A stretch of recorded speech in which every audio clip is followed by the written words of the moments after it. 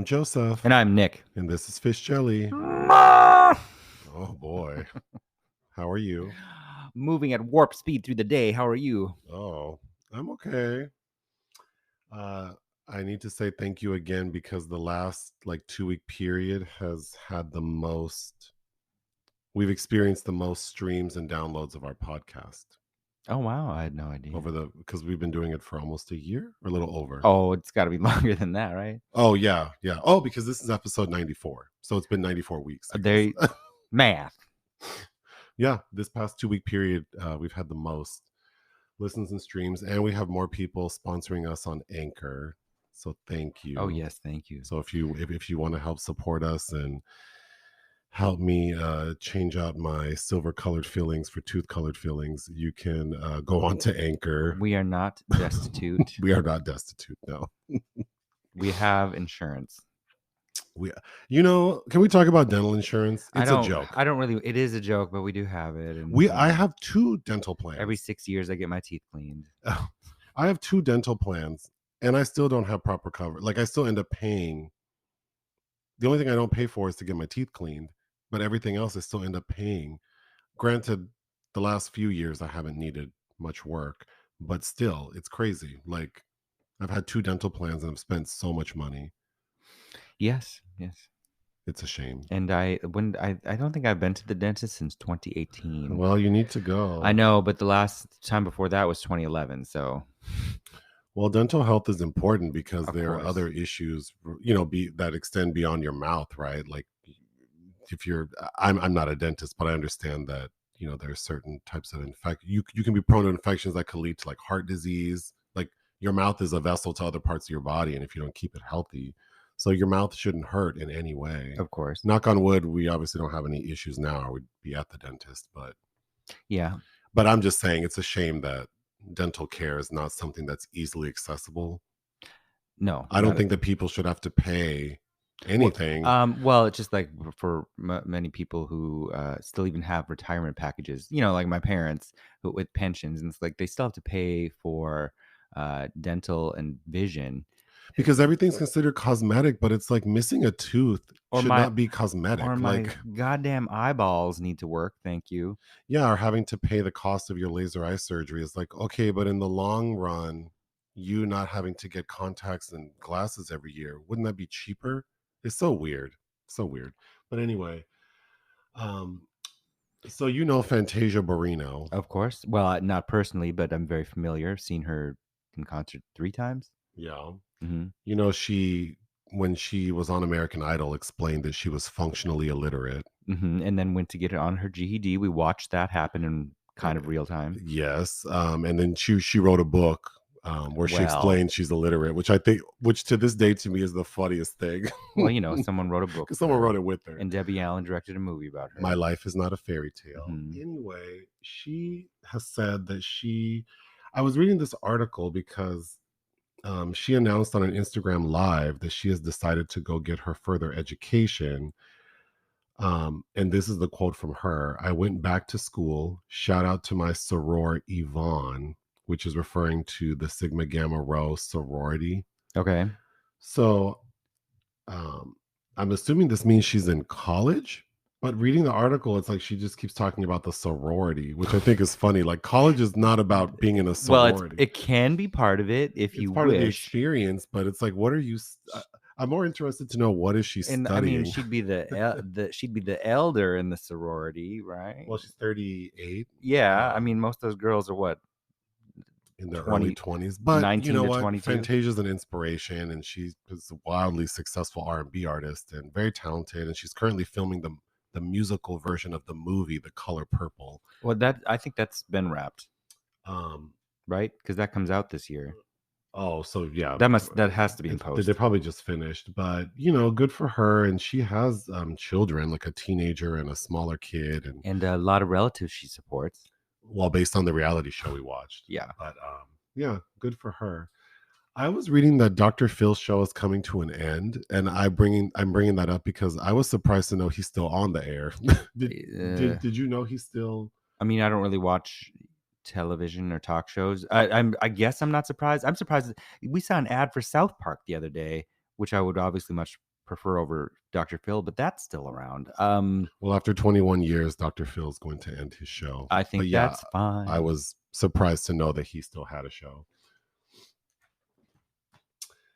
Well, oh God, the cat's attacking us. Okay. We can move on to Sorry to This Man. It should be me. It should be me for somebody suggesting that I did not know who Chris Ludacris Bridges is. Oh, I didn't include that.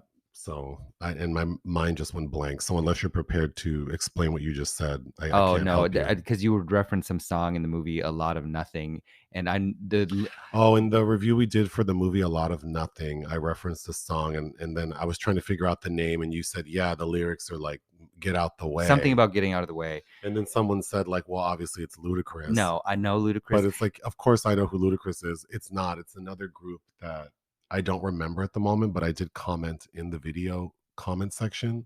So if someone cares to know what song I was talking about, it's in there. But no, I drove my 10th grade honors class peers crazy with "What's Your Fantasy." I would sing that song literally every day. So even if I don't know a Ludacris song, that voice is unmistakable. Also, in the same video, I referenced that one of the characters is singing And I Am Telling You by Jennifer Holliday. And then someone commented that I'm wrong. And that, or basically, they were nice about it, but they said, oh, I can't wait for the Sorry to This Man section on Sunday when you have to correct yourself and say that it was Jennifer Hudson. So then this person had me going in my mind for 10 minutes. Like, there's no way I got this wrong.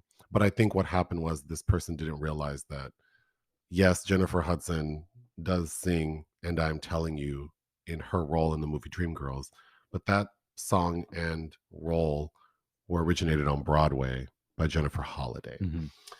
And lastly, we did a video review for the movie The Reading starring Monique. It's on BET Plus. We did not give the movie a good review. It's poorly done. Yes. The direction, the writing. It's shoddy work, except from Monique, who the was giving highlight it to of the film is Monique's performance in the second half of the movie because she goes full on like ham. But if you were to take all of her scenes in the second half, it probably would total like 7 minutes. So I don't think 7 minutes of a 100-minute movie makes for like a great movie when everything else about it is poorly done. But anyway, we got a bunch of comments because when the credits came on, we couldn't have turned the movie off faster. Oh no, I want it to be immediately done. And so we missed a post-credit scene where, well, there's no point mentioning it because we'd have to describe the entire plot. But I did want to say we did follow up and watch the post-credit scene, and I commented in the video comment section that we did view the post-credit scene. I do think we interpret it the same as other people do. It still doesn't negate the fact that it's a poorly directed and poorly written film. I don't care what that scene was. I don't care if Sigourney Weaver popped her little head in there. It was not gonna make that film any better than the terrible thing that it is. But it did make me want to say that I think people often like criticize, like if we give a movie a bad review, they'll say like, we're crazy, we don't know what we're talking about, it was a perfect film. And then they'll go on to say like, well, yeah, this was bad and this didn't make sense and this was weak. And it's like, okay, you can't like say something's amazing and then give like 3 examples of why it's not great. And I think it's okay that you like a film, but it just makes me think, which relates to our secret film today, that people make excuses for things that they know. It's just interesting to me how it's okay to want to like something, but sometimes the shit doesn't make sense. Like and it's okay. It's perfectly all right to like something that most people don't at all. Or I find it, especially I noticed a lot of film critics don't seem to want to give their honest opinions about something that there's critical consensus for, like Skinamarink. And no, like you need to stand by what you think, what your opinion is, and it doesn't. Well, I think especially with film critics, there's pressure because they want, like, people don't want to stand out for the wrong reasons, right, in their mind, and I think people think there's some sort of value in like running with the herd. There's not. I'm not being difficult and always trying to be a contrarian, but I also think it's like I'm not gonna I'm sure people think I know people think I'm stupid, but I'm not going to make myself feel stupid by pretending I like something I don't. Well, you're not stupid. But But and people think that about me too. But fuck them. And I'm in ignorance about many things, as we all are about something. That's not what makes somebody stupid. well, let's move on. So there's only one film you have listed that was released we didn't cover, and it's something called Godland. Which, in a perfect world, we would have, because I did like this film out of Cannes last year, played in Un Certain Regard, from Icelandic filmmaker Hilnir Palmason. We reviewed his last film, A White, White Day, which I liked more, but that's more of a genre melodrama. And this is a much more slow art house film that I thought would have been Iceland's selection for best international release submission, but it wasn't. They picked Beautiful Beings, but still really worth a watch. It's from the guy that led his first film, Winter's Brothers. Um, and basically about this Danish priest that travels to Iceland and this arduous journey uh, therein. Again, a little long, but I did enjoy it, and I feel like you would have, if we had a moment to be patient to watch it, would have liked it. All right, so movie the cat is going crazy. She's possessed. Movies we watch for fun. I I just wanted to mention that I you were in the room for most of it, but George Lopez has two comedy specials on Netflix. Hmm. Why You Crying from 2005, which I used to listen to a lot. Like You play I you had the played audio recording. you played that before, because I remember some of those Yeah, that's from lines. 2005, and then we watched the We'll Do It for Half, the 2020 Netflix special. So 15 years apart, and I was kind of disappointed because I really do like the 2005 comedy special because it's very Chicano, which Hmm. I technically am, so I related to a lot of what he was saying, and so it's still funny to me to this day. But then watching him in 2020, he's clearly had some health issues, so Yeah. that's kind of hard to watch because he looks like he's had a rough 15 years. But I was kind of disappointed in how much of the material was recycled. Yeah, he touches on a lot of the same themes, but is that the artist's fault, or that just the world hasn't moved, that the finger hasn't moved that far in advancing? Well, I don't know because a lot of the stuff is like, you know, Latinos are like this. It just felt very dated to Sure, me. sure. Like he hasn't evolved with his comedy. So I'm just bringing that up because I sat one morning this past week and watched both back to back.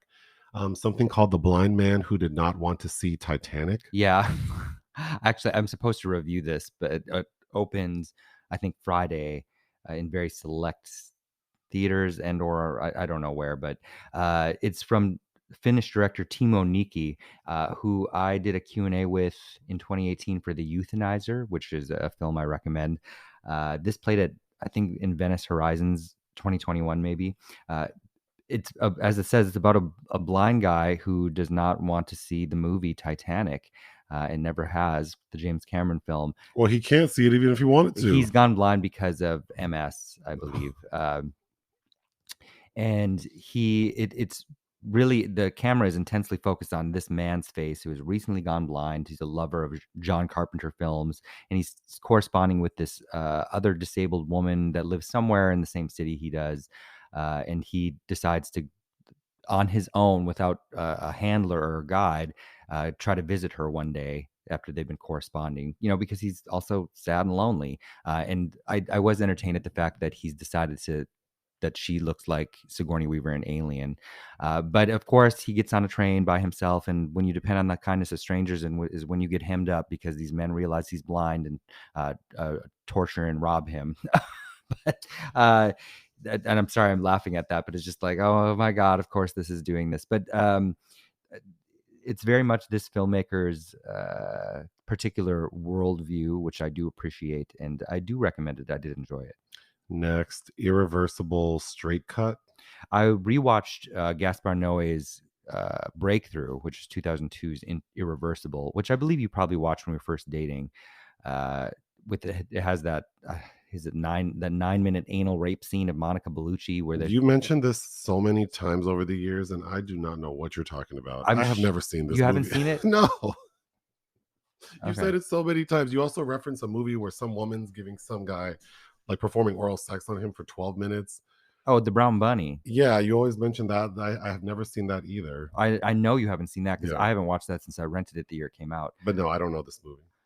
Well, we can't trust your faulty memory. I feel like you did watch it and didn't like it when I was at work one day back in circa 2009. Anyway, I haven't really watched it since I was an undergrad. God, the cat. So I rewatched that because Gaspar Noé has recut it. Because if you don't know, the original is told in reverse order. So he has the new straight cut, which he's re-edited it to be told in a linear fashion from start to finish. And I do think there are some surprising emotional uh, effects that happen when it's told in this order because it's a hard movie to watch and it's this came out before the term torture porn was a thing, but I'm supposed to be I did start it. I haven't finished it. A piece for our own site on that. Oh, good. Oh, we watched Kiss the Girls. Let me preface this: it's Black History Month.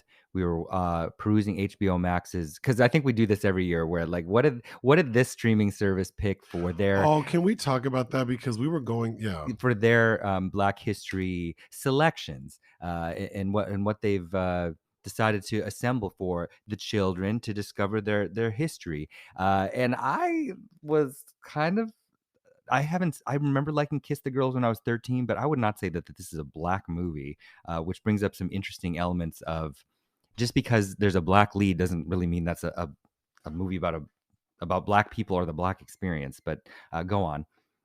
No, I was just gonna say, like going on Amazon Prime and they have like black voices and different selections, and it's like, what is the criteria for? Because then they even have like a playlist, like Tamara Mowry's like Black History or like favorite Black movies, and it's like, What okay. there's only like 5 or 6 selections. Girl, you can do a top 10. I don't know.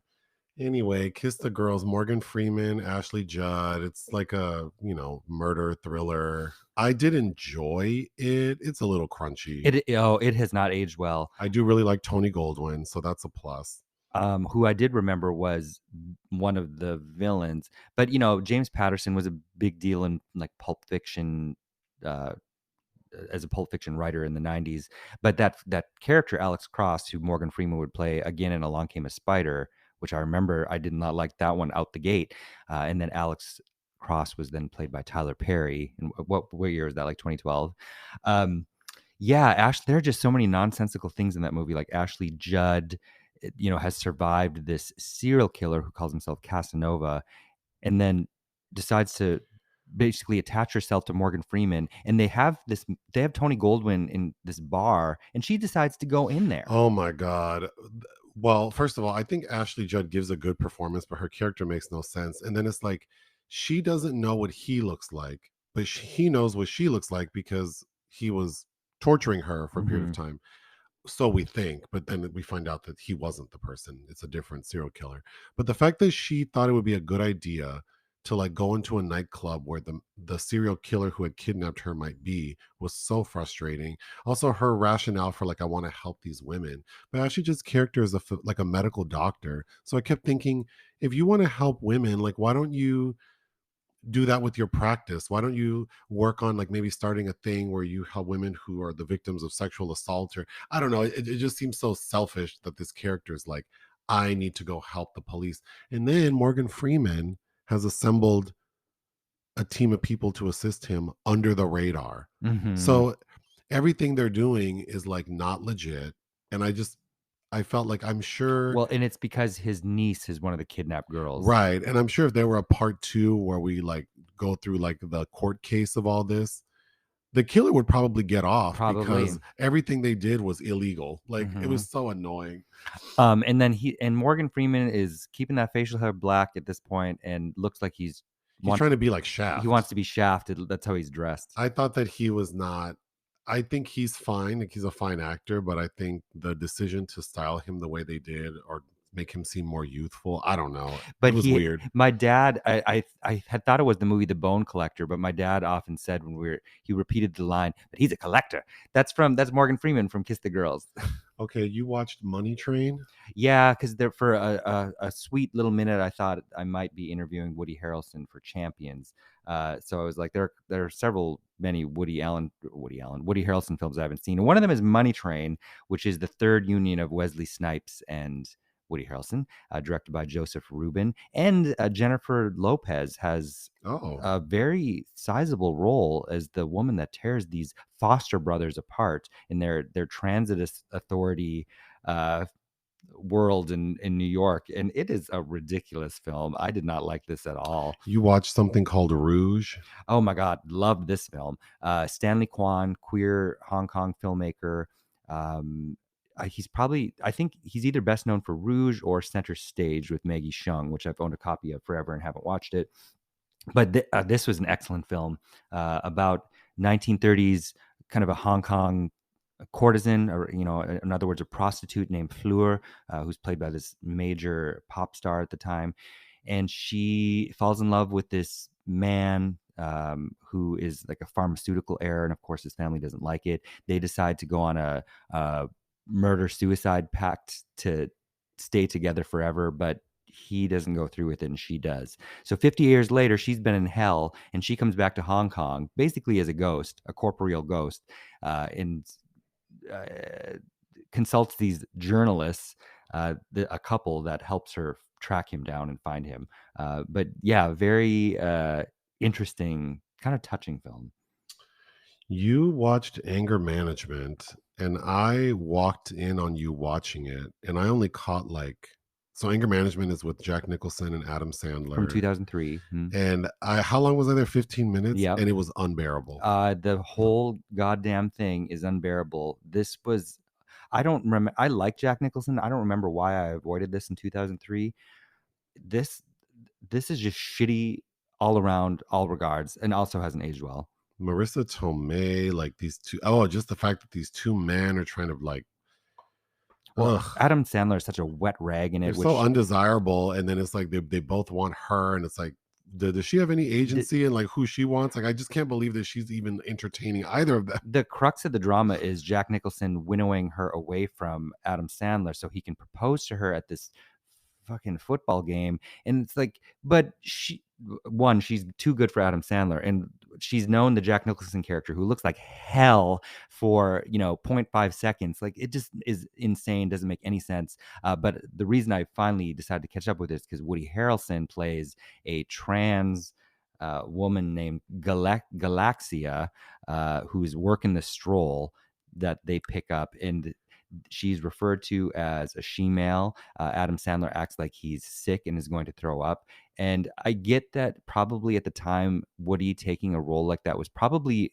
a big deal and maybe an inch and half an inch forward in mainstream representation. But it's like, it's those men that act like they're going to be, they can't possibly fathom that they would have had to touch someone that's not a cis female, and it's like you are not used to anybody wanting to sleep with you, so you have to do this kind of I've said this performance bullshit. before, and there's nothing I can't stand more than men who are so I mean, not that attractive men should be able to do what they want to do, but like unappealing men acting like no one wants you, girl. Like, Because if you're a really appealing person, you're used to all kinds of people hitting on you, yeah, that's whether why out I'm of so chill. Because no, I'm just kidding. whether out of whether out of desperation or for any possible reason. You get that people are trying to wiggle their way into having some kind of physical access toward you, and you just get over it. There's a And scene where because Adam and Marissa agree to take like a break from their relationship, and Adam decides that it would be a good idea for him to show up at a restaurant where Marissa's having her first date with another man,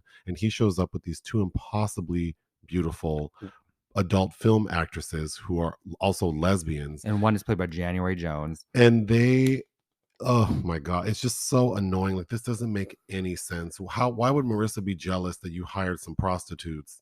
Right. Because That's they are. clearly that's what they are. It's like like so And his offensive. character, like, because he was emasculated as a young child by being pants in the streets, and he's never been able to get over it. It's just so. Anyway, times have changed, so luckily we won't probably see films like this again. But lastly, we watched a movie again, perusing through like Black History Month selections.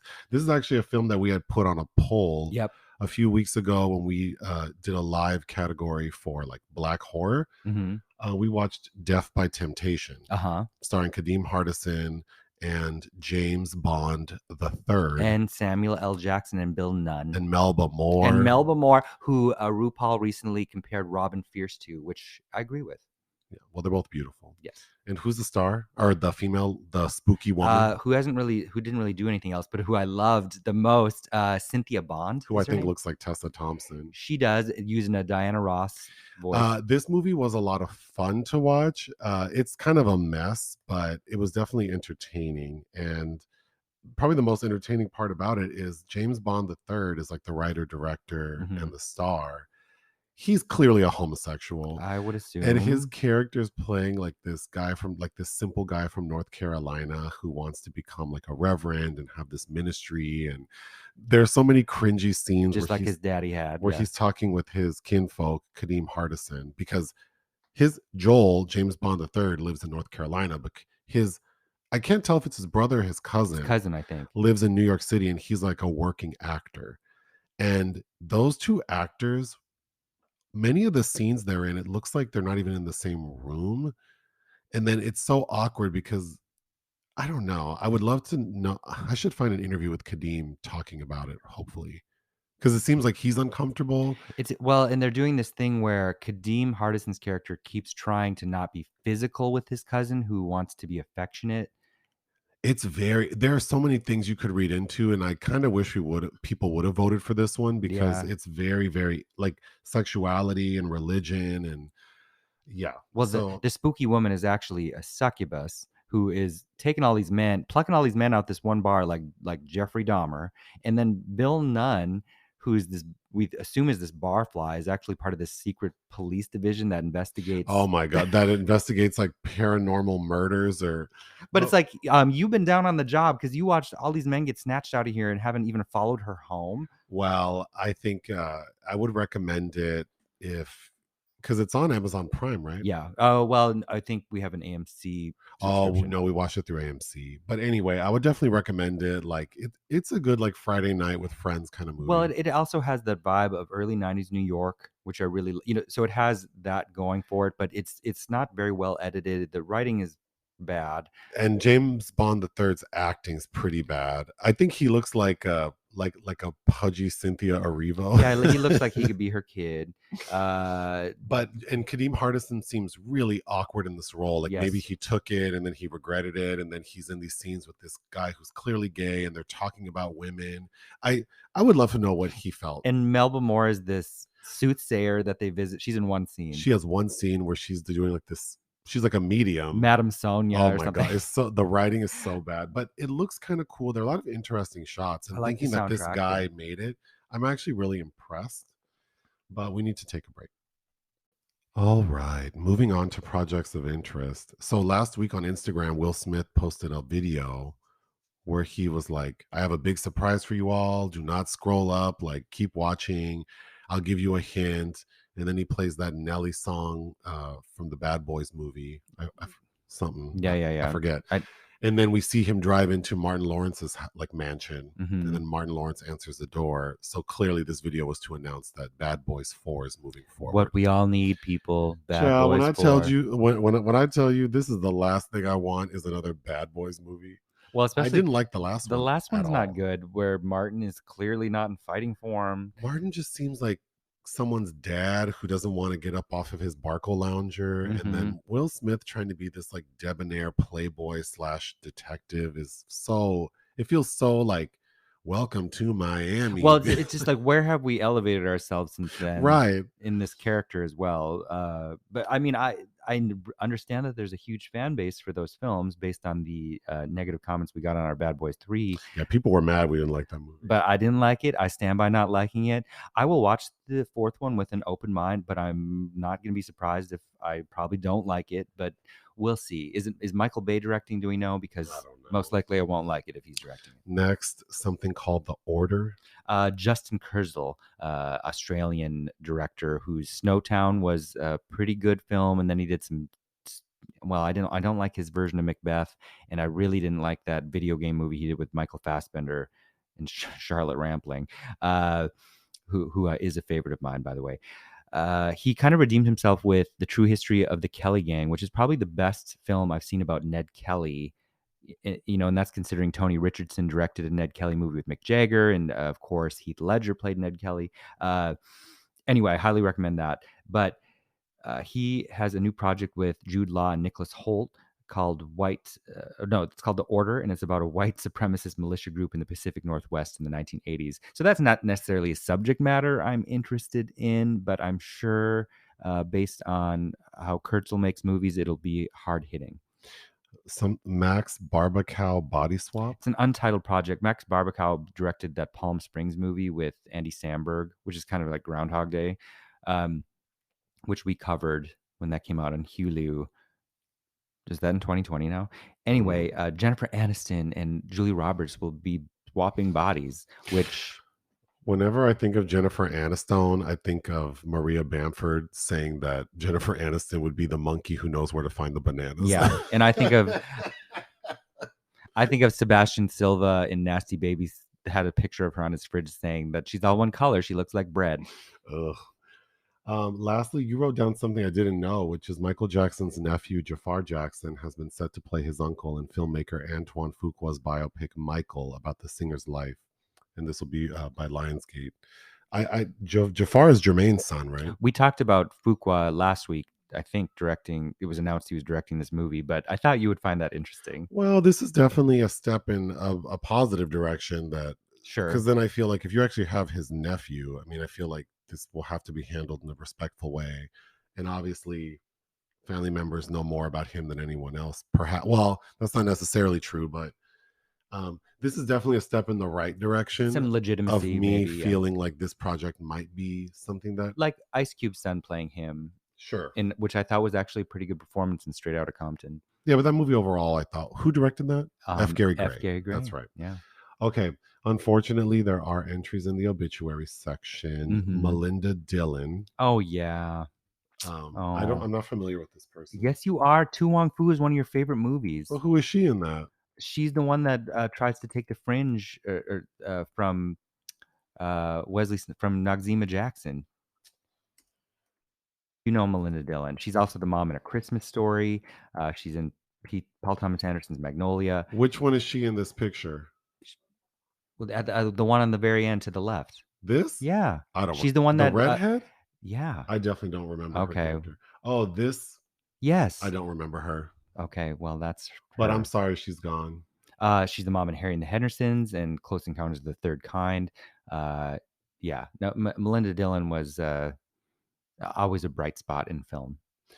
And then Cynthia Williams died at the age of 75. People know her as Shirley from Laverne and Shirley, which was sort of a spin-off of the show Happy Days, right?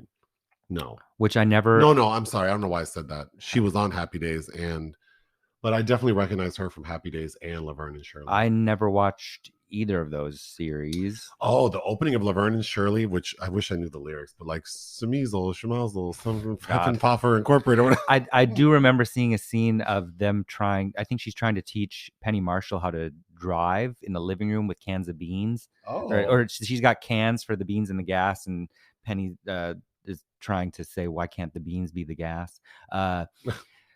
But we also talked about her recently because we did a podcast on the Parallax View.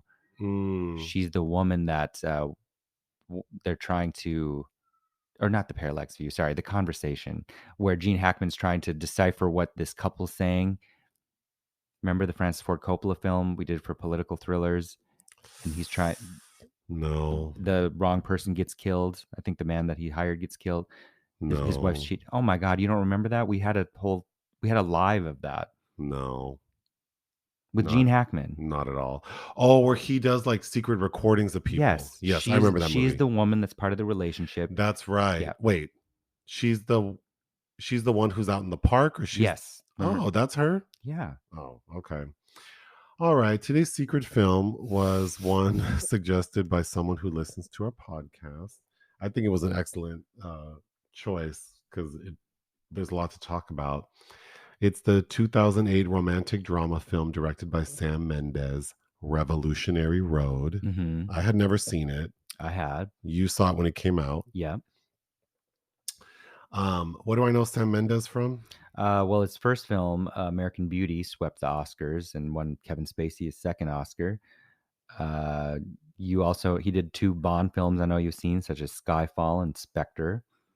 Um, and then 1917 was a big deal. The year it came out in 2019, but also Empire of Light we reviewed with Olivia Colman.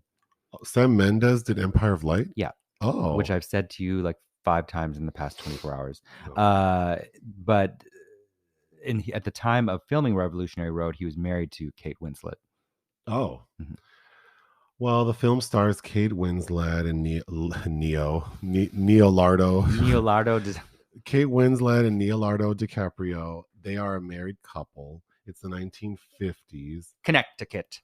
Um, okay. And of course, it's a reunion of them from Titanic, right? Oh, that's right. Yeah. Oh, yeah. This is after Titanic. Mm-hmm. Okay. I didn't even think about that. Mm-hmm. So they are a couple. Leonardo, Neil, and I want to say Leonardo. Leonardo is like a longshoreman. He's traveled the world. So he's, appealing to her, and she has aspirations to be an actor. And when we meet them meeting for the first time, there is a lot of energy between the 2 of Mm-hmm. them. Then we see that they are married, and she is she's pursued her goal of being an actor, and she's not successful at it. Well, local community theater in So Connecticut, I doubt did anyone any favors. so we see that they've transitioned to sort of your standard like white American suburban life where she's in the 50s where she's a homemaker and he works like your basic corporate sales job. And it's clear that they are just going through the motions and that a lot of the fire that they had between them has dissipated. And I think they're both turning 30. When one night Kate tells Leonardo that like, we have enough savings and we have enough equity in this house that we could leave everything and move to Paris, France. You said you always wanted to live there. You've been there. You said there was no other place like it. I could work as a secretary. They pay really well, like at the government agencies. And you could spend your time, my husband, figuring out what you want to do with your life. And at first he's like, that's crazy. Like, it's a pipe dream. But she convinces him.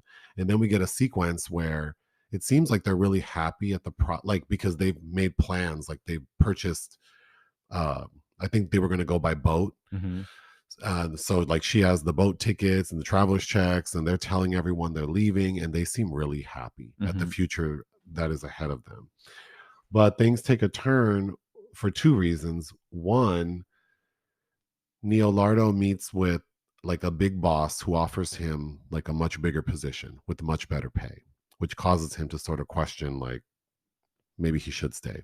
But the bigger issue is that Kate tells her husband she's pregnant With the third kid. with their third child. And she's saying, but we don't have to keep it. I can have an abortion. And he's upset about it. And this is where it becomes clear that these 2 people don't necessarily have the same vision for what they want their futures to be. And things are made worse when her husband finds some paraphernalia that would indicate that she was going to give herself an abortion. Mm-hmm. And then he really gets upset. Then everything devolves again to a huge fight where they say things that they really can't come back from, like I hate you, I never loved you, or I don't love you. And then everything culminates with Kate performing this like at home abortion, and it does not go well, and she dies as a result of her injuries. Mm-hmm. And then we don't see, but we're told that Leonardo moves on. Mm-hmm. The end. Um, Yeah, I thought this movie was very good. I was feeling a lot of things. I can relate to a lot of things. I definitely would recommend it, watching with a group of people and talking about it. Sure. Um, there were some things I didn't love, but overall, Kate Winslet's performance is excellent. She's great. Yeah. Michael Shannon does an amazing job. I Yes. think Leonardo was I think kind of flat, but I think his character was supposed to be, so well, he's yeah, kind of perfect. right. Well, and I think part of the problem is this 1950s suburbia, and they don't have there's not gender equality between the two of them in this relationship, and Right. he's offered this opportunity to become a man, because Well, I think he's going along with the Parisian paradise thing as a stay-at-home husband, because essentially he's not doing anything that is glorifying him in any sort of way where he currently is, but he gets the chance to ascend that and really be something, which is how the big man Jo Sanders spells out to him. I also feel like Kate. So I like this movie because I think you can sort of be like Team Kate or Team Leo, and I'm Team Kate because I feel like Leo allowed her or supported her, and that's my very first note is after her failed theater performance, they get into a fight on the way home, Hmm. and Leo goes off on her about basically like it's not his fault that she didn't succeed as an actor. And I felt like Kate recognized that he supported her attempts at doing something she really wanted to do. So her proposing Paris was kind of like, we can get out of this rut, and I'm giving you the opportunity to figure out what you want to do. And I think that alone makes me feel like I was really about her getting to do what she wanted to do. That being said, and we can talk about it more, I do feel like she should have been more open to letting her husband take this higher paying job because he does tell her. I mean, the other thing about it is like when you're in a relationship, you say a lot of things that maybe you wish you hadn't said, but you ultimately, sometimes get to a place where it's like there's an understanding. And he does tell her, why don't we try it out? Why don't we see what our life is like with all this extra money? I think we could be happy here. Like we could make a life here that is equivalent to what we thought Paris could be. And I agreed with that as well. Like I wish she, like I was so sad to find out that she attempted this abortion and then of course died. And I really wish she would have tried, like take the job, stay here, see if you can make a life that you're excited about.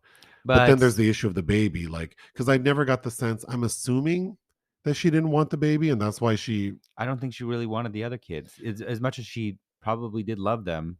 Even the way she describes in that what argument we had, the first one was an accident, and we had the second one to To prove that it prove the first wasn't. one wasn't an accident. And then you're stuck in this stagnation of this expected life. And I think that where they go to is kind of in that immature territory that we all sometimes go to as part of a couple, and out of our own selfishness.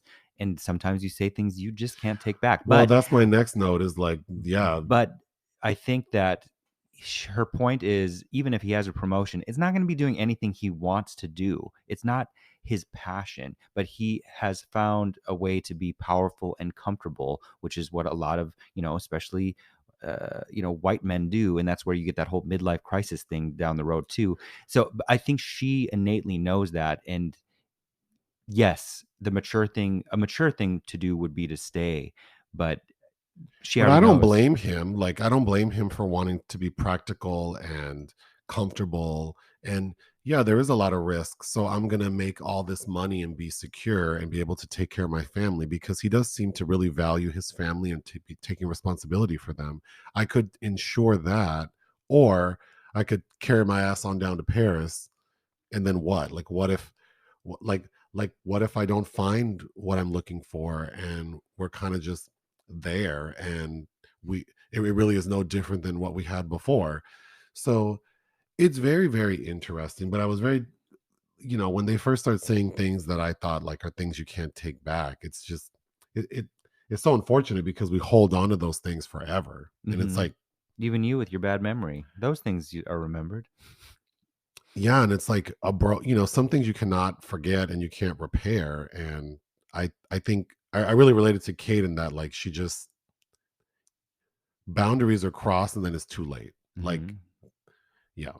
So the book that it's based on by Richard Yates was published in 1961.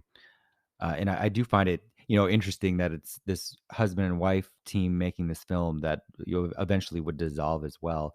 Uh, there is something that's kind of missing from the film for me. Well, let's here. Let me, because we didn't. So Michael Shannon is part of this movie because Kathy Bates is the realtor who assists Kate and Leo in finding their home, and she becomes friendly with them, and then she says, "I would love for you to meet my son. He's had some psychiatric issues, and I think you two would be a great example." So Michael Shannon is basically Kathy Bates' crazy ass son, and she's introduced. The purpose of his character, thought, was that he is sort of the truth, Hmm. and they're masking it as, his mental health issues are allowing him to just speak unfiltered, and so Hmm. he's calling them out on their bullshit, specifically Leo's character. Hmm. Like, he's really hard on him. Then David Harbour and his wife, played by, Catherine Hahn, they are friends of Leo and Kate's, and David is in love with Kate. and she knows it too from the moment where they first go over there, and she's like framed in that doorway with her arm up, and she's wearing that little blue dress. It's like she knows that he wants her. Which I think says a lot, because on my next note is, because Leo cheats on Kate with the secretary at his job on his birthday. Zoe Kazan. Hmm. Which I thought, oh well, if you're gonna, you should at least be able to cheat on your spouse on your birthday. But anyway, I feel like we see that, then we see Kate acknowledging that this friend likes her. It just all reads as like this couple, like they're missing things Hmm. in their lives together that, I could argue they will never get from each other. So it's like, what do you do? Like, people have needs or wants, desires, and it's just so difficult to think like this one person in this very sort of like Rigid, rigid constrained. life. Yeah. But rigid doesn't always mean like this sort of traditional life. It just means like when you're invested in someone and so much of your life involves them, it just doesn't, it feels like this huge like glacier that's moving, and you can't just turn, you can't just stop it. You can't just say, well, what if we move?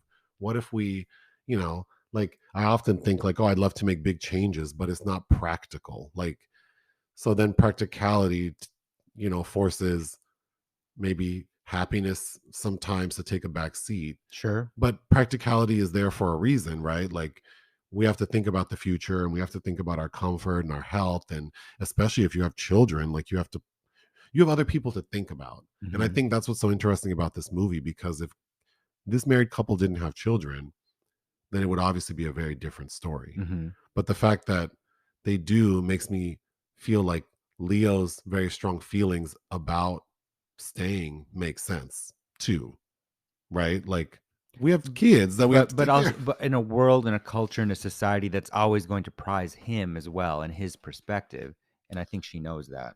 Yeah, but I mean, I think if they would have been able to communicate their needs better, which I don't think either of them really knew, they just knew that they weren't happy where they were. It's like, even if society doesn't support you, you can create a bubble where you do get the support. Like, Hmm. because I do believe she could have been happy in that town, I don't know. I don't because it's know. like, like, what are you looking for? You just don't like being here because you don't like these kids and Well, this. the suburbia is stifling, and I think the Kathy Bates character is a really good example of that. Who is this kind of friendly person who I have immediate empathy for, and then in the last scene of the film, it's like, oh, but you're one of those bitches. Okay. So when, the film has the film is beautifully shot, but it has this somber mood. Roger and Deakins, yeah. and when they announced they're moving to Paris, it's, like the third way point Hmm. through the film, it's like, something tells me they're not going to make it to Paris. Hmm. So that provided a lot of anxiety for a Hmm. period of time, because I'm like, something's going to happen. Like they're not going to Paris. This movie is not about this couple in Paris. So I thought that was very effective in the storytelling. Like, it's such a great story. It is a great story, but and I do, Michael Shannon was the only one ultimately who received an Oscar nomination for acting in this, and I do like his performance, but it also reads as kind of jarring in this environment as well, and I would have liked to see him outside of the Wheeler home, because we only his two big scenes are, contained inside this house as this kind of soothsayer. But he's fine. I do remember being really irritated that year because Kate won double Golden Globe. She won Best Supporting Actress for The Reader, and she won Best Actress in a Drama for Revolutionary Road, and then went on to the Oscars, was locked out for Revolutionary, and then won Best Actress for The Reader, where she plays a Nazi who speaks English, which is a movie that I like far less, like far less.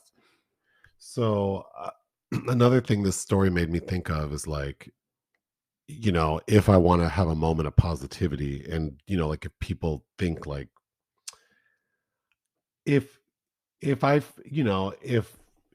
think like, oh, I've had a nice life thus far, probably the biggest contributing factor to that is not worrying about what other people think of my choices. Mm-hmm. And I feel like this movie demonstrates how there's so much pressure during this period with these types of people, of like having to deal with what other people think about what they're doing. And I just think that is like poison. It definitely, I yeah. care about what people think about me, but it's more like I don't want people to think I'm a dick, or I would like, it kills me to think someone thought I was rude, or so I care about, that, those sorts of things. But it's like my life choices and my career, where I want to live, how I want to live. Mm-hmm. How I make my money. Yeah, I don't really like, I'm not worried. Like, no one else is paying my bills. No one's worried. No one cares about me, really. Like, no one is losing sleep at night wondering if I'm happy. So why should I lose sleep thinking if people are going to approve of my choices? So watching this couple, especially when they're talking to their other couple friend and Leo talking to his coworkers.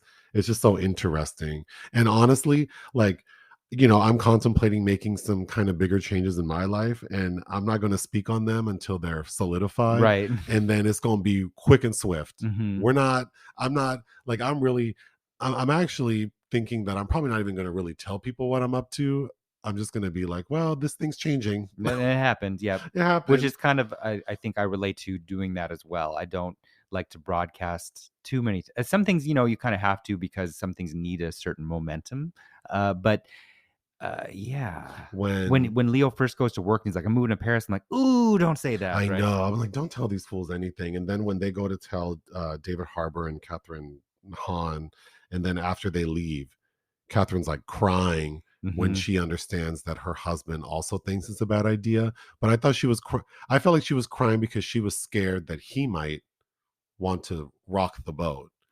Or that maybe he would, and she knew that being with this man, he never would. But they Or, they or yeah, or maybe the opposite. like this is the life for us and we're stuck. But they also seem kind of like that couple that they are drinking that Kool-Aid, and they're just gonna do this, and that's fine. There's essentially nothing wrong with, because Kate talks a lot in this movie about there's nothing special about us. We're not better than anybody else, and to a degree that's true of all of us. But you know if you want to live out loud, you have to make those kind of changes and Well, I decisions. interpreted what she said about not being special is not like, I mean, we're all special, which makes us all the same. But I think how I interpreted that was that if they don't make a bold choice, they're never going to, um, like, everyone in the world they are in all have the same experience. And Hmm. if you just sit there and do nothing, nothing's going to change. Right. Like, you're not special. No one's going to pluck you and be like, hey, you're a bright, shiny star, and I want you to explore this thing. No, like, Well, no. it's like when you come to the point in your life where you realize, like, this could be it if I don't do something about it. Like Right. this could be, I had all these hopes and dreams of doing these things. You really can still do them, but you sense it when you're in a situation like, I have to do something else.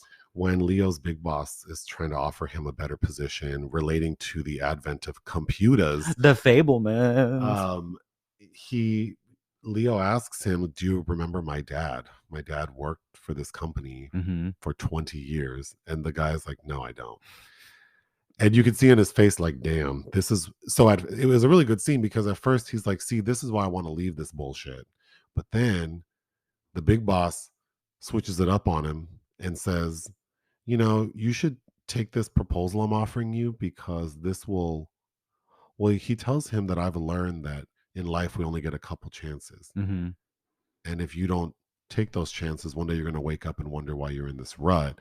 But then he also tells him, this would really make your dad proud. And At first it seemed manipulative, but there is some truth to that, in that like your dad just played the game everyone else plays, where Mhm. you just work somewhere forever with no glory, no accolade, right? I mean, that could be Mhm. all of us. People work at there was some lady on TikTok like 6 months ago, a younger woman who had posted a video I saw that went viral about how her mom has worked at Target Corp for like 26 years. Mhm. And she's always been in the same position, like as just a regular, like the people who work the register and like stock inventory. And then she was explaining that Target, that her dad is like a store manager. So the mom could never work in the same store as the dad because it's against Right. policy rules. And also the mom had to take a like a 2 year break or something during that 26 years for like, I don't know, to have a baby or something. I don't know. Sure. But so she was saying that Target doesn't recognize her as having worked there that long and that she deserves more recognition. And I just thought, like, no, like you have a job as a cashier. You've allowed yourself to sit there for 26 years as a cashier. If you don't make big changes, if you don't pursue other things, people will really let you do the same thing forever. Oh, yeah, for sure. Mhm. I used to, 'Cause they want ultimately, people want warm bodies there to do the bullshit they don't wanna do, uh, which is the hierarchy that we have all bought into, but yeah. I always think about, I used to work as a pharmacy technician at an inpatient pharmacy at a level one trauma center. So this big like county hospital. And when I started working there, there were women there who had been there for like 10 years. And then I noticed recently, looking at someone's LinkedIn, that one of them is still there. Oh. So they've been there for like damn near 30 years. Mhm. And I remember them always complaining and like, and it's like, no, you could work as a pharmacy technician for 70 years. You will never be a pharmacist. Like, Mhm. you have to go to pharmacy school. Like, Mhm. so it's just like, you will sit in this job forever because that is the job. And that's totally fine if if you made the most of it and you're content.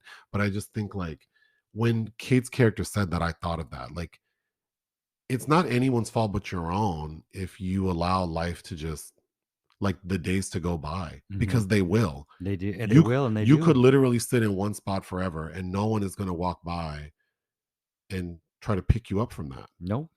We need to take a quick break again. Okay, there's just so much to say about Revolutionary Road. So then Kate ends up having sex with David Harbour's character one night when they all go out and Catherine Hahn gets drunk. So Leo has to take her home. Mhm. What did you think about that?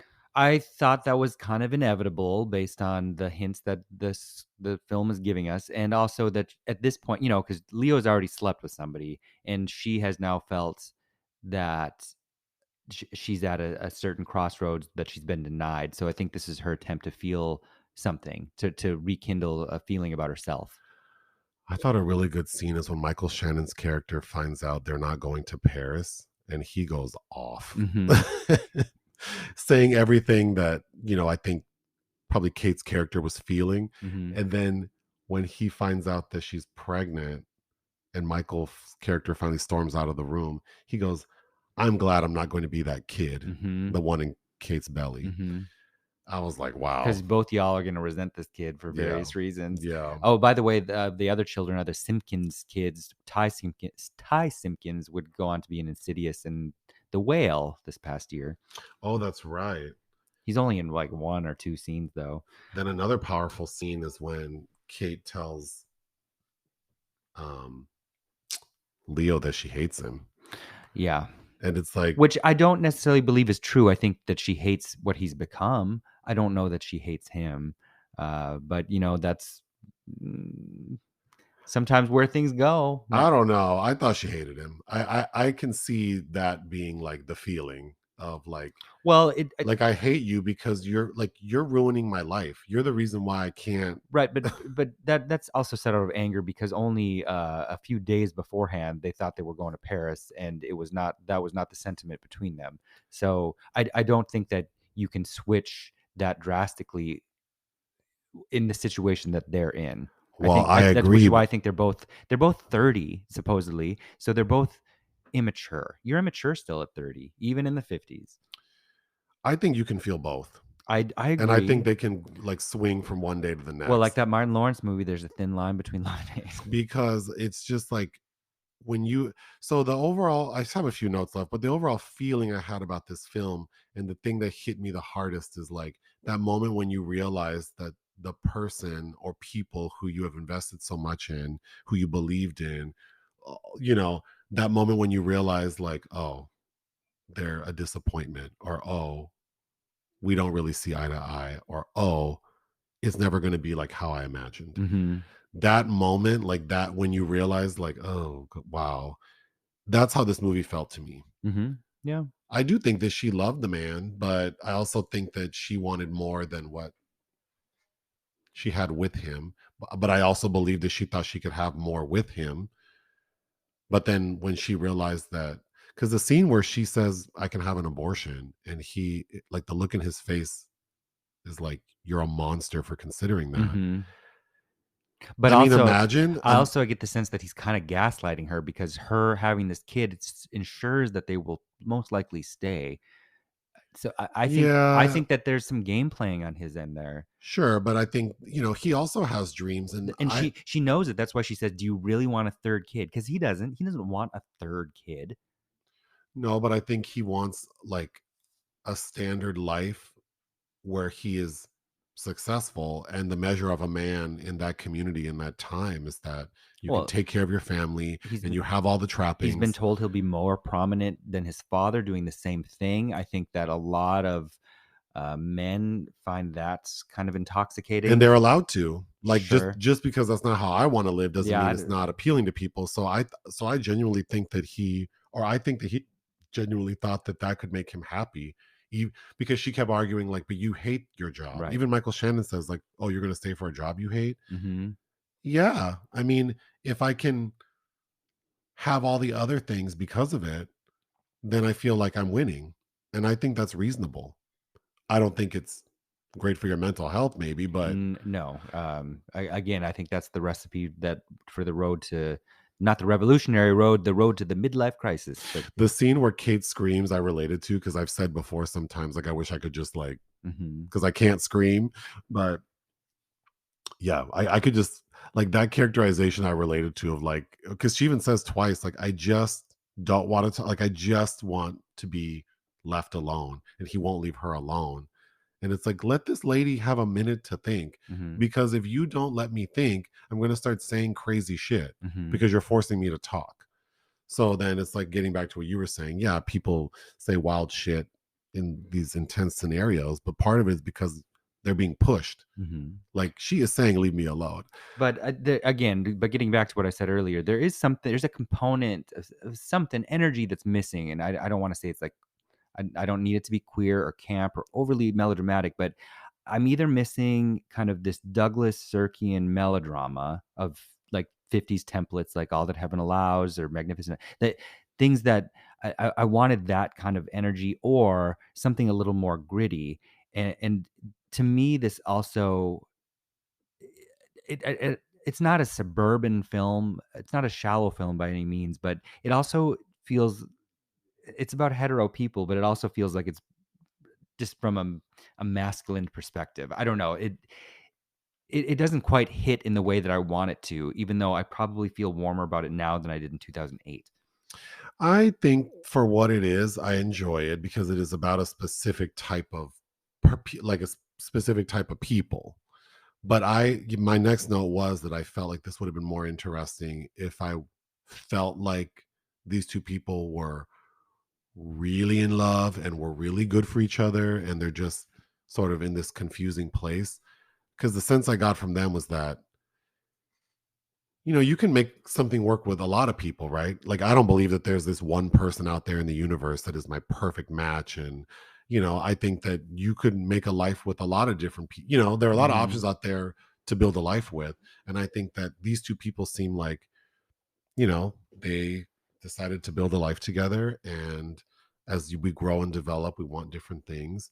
And they reached a point where it was clear that maybe they don't want the same things. Well, also, I think casting might have something to do with it. I know that the hype of Kate and Leo being reunited, I think that by this time Winslet is kind of I think she's running circles around him in this movie. I And agree. I think that her talent kind of I think he's talented. I really I liked him in The Revenant. I think he's a good actor, even a great actor. I don't know that. I think somebody a little more interesting in this role might have helped me believe Yeah. that they were, since we don't spend a lot of time with them when they're getting to know each other initially, but we have to believe that they're this power couple, right?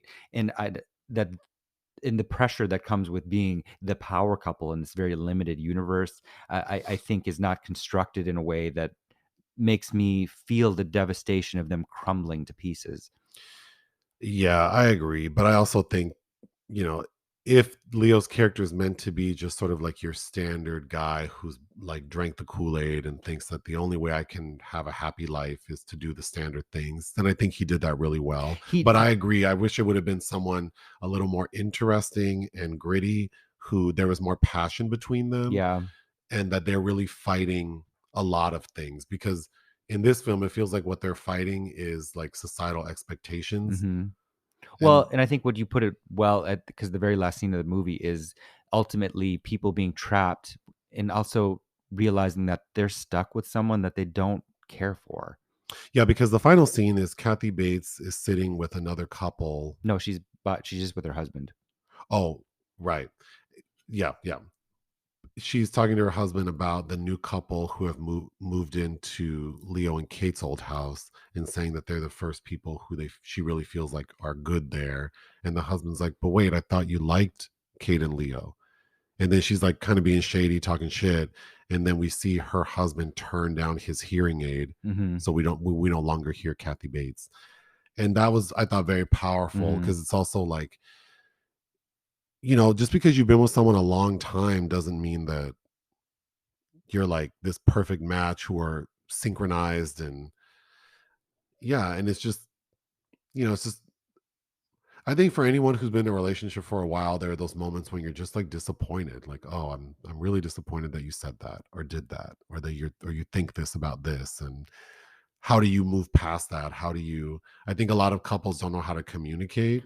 Well, right, because you have to expressly articulate some things, and also you have to give people the chance. As I said earlier in this recording, we're all in ignorance about some things, and we have to give each other. We have to give people the opportunity to be better too by allowing them to grow. I felt so bad for Kate's character, because I feel like she didn't think that she just didn't believe that she could, because I think it's not expressly explained, but my assumption was she was going to terminate her pregnancy, because we hear her tell, like, think the babysitter, like, can the kids stay all night? She told Catherine Hahn, "Keep So them my longer." assumption was that she was going to leave. Like, she Hmm. already had her traveler's checks and her ship ticket. So I don't think that she wanted to die, but I No. think that she was ready to let her life, like, she was ready to leave her previous life and start a new one. So I just felt so bad for her, because it's like that's such an extreme thing to do, that she shouldn't have. We should be allowed to speak honestly about what we want and what we Hmm. need.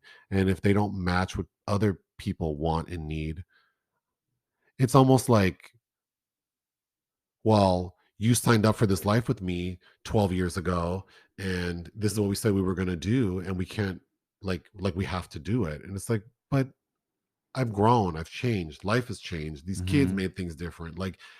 And then I could go on and on, just the idea of like a mother coming to terms with the fact that maybe being a mother is not for her. I Right. mean, Well, clearly this lady which is didn't want to be a mother anymore. what's frustrating is he's not listening to her when she's like, when it's clear, she makes it clear as an outsider observing them to me that she cannot be happy there, and he's not hearing that. Right. And he, even with the promotion, he knows in his heart it's not, that's not his dream. So what he should have done was move with her.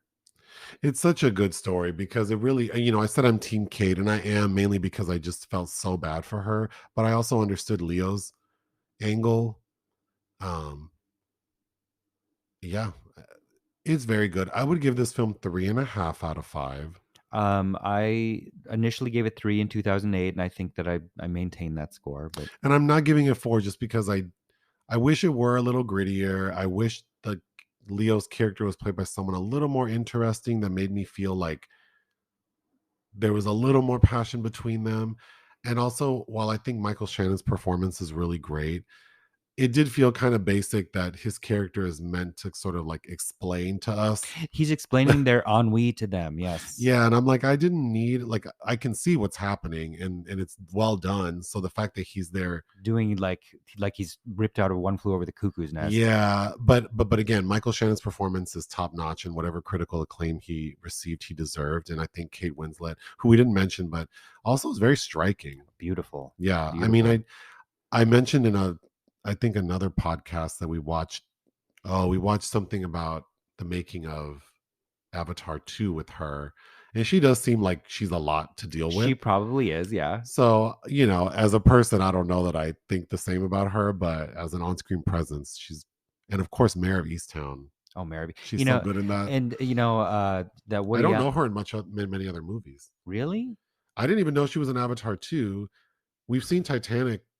I've seen Titanic like 6 Yeah, times. we watched a couple years ago by the Queen Mary. We actually watched, yeah, there was a screening of the Titanic where we sat in front of the Queen Mary, and it was a cold night, so that was appropriate. But yeah, I can't think of her in anything else I've seen Oh God, she's in a lot of really good stuff. because I didn't see the reader. The Or Reader I don't love. But it's not, her performance is fine, but again, like people loving these English language movies where th- th- they would be they shouldn't be speaking speaking they English. would be speaking German. I'm trying to think of something I really love.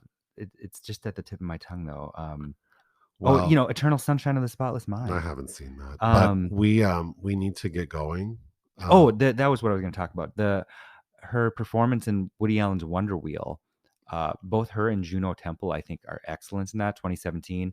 I don't like Justin Timberlake in it, and I know, you know, uh, but yeah, a fantastic lead performance in that too. Okay, what do you have going on this week? This week, well, we have another Magic Mike movie. Oh, that's right, and the review for a movie called Of an Age. Oh, which I did really like. You have to let me know about a couple other things, but that you're going to agree to watch. But there's a horror film called Baby Ruby that I am kind of very curious about. Baby Ruby. And then Jenna Malone stars in this Christopher Smith film called Consecration. I was hoping you would agree to watch. And then there's also a Julianne Moore film called Sharper. I'm forgetting who the director is. So yeah, a few things. I think we're going to watch a couple. Well, we have some things to watch for Black History Month. I won't give away too much more about that. And then about a week from now, I'll be traveling to Berlin. All right. Anything else? No. Okay, toodaloo.